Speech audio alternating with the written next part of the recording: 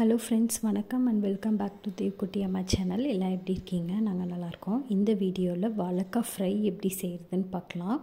இப்போ தான் என்னோடய சேனலை ஃபஸ்ட்டு பார்க்குறீங்கன்னா மறக்காமல் சப்ஸ்கிரைப் பண்ணிவிட்டு பாருங்கள். பக்கத்தில் இருக்க பெல் ஐக்கானும் கிளிக் பண்ணிக்கோங்க. வாங்க வீடியோக்குள்ளே போகலாம். இப்போது ஒரு வாழைக்காயை எடுத்து சின்னதாக ரவுண்டாக ஸ்லைஸாக கட் பண்ணி எடுத்துக்கோங்க. அதை ஒரு தூள் உப்பு போட்டு அந்த தண்ணீரில் ஊற வச்சுக்கோங்க. ஒரு 5 மினிட்ஸ் ஊறட்டும். அதுக்குள்ளே நம்ம இங்கே ஒரு இரும்பு கடாயில் 2 டேபிள் ஸ்பூன் எண்ணெய் ஊற்றி, எண்ணெய் காஞ்சதுக்கப்புறம் கடுகு பொரியட்டும். அதுக்கப்புறம் கருவேப்பிலை,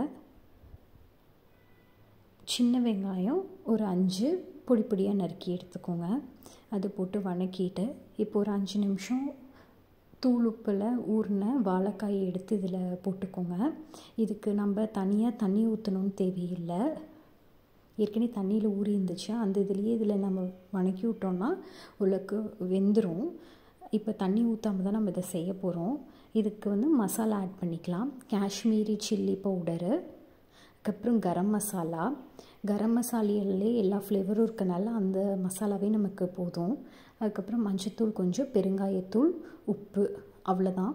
இப்போ இதை சிம்மில் வச்சு வணக்கிக்கிட்டே இருக்கணும். அந்த மசாலா எல்லாமே அந்த வாழைக்காயில் நல்லா ஒட்டும். நம்ம சிம்லேயே வச்சு தண்ணி ஊற்றாமல் இது பண்ணுறனால நல்லா கிரிப்ஸியாக மொறுன்னு இருக்கும்.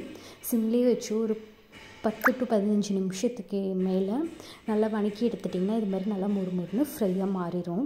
இது தயிர் சாதத்துக்கு, சாம்பார் சாதம் எல்லாத்துக்குமே டேஸ்ட்டாக இருக்கும். எப்படி இருக்குன்னு ட்ரை பண்ணி பார்த்துட்டு கமெண்ட் செக்ஷனில் சொல்லுங்கள். தேங்க்யூ.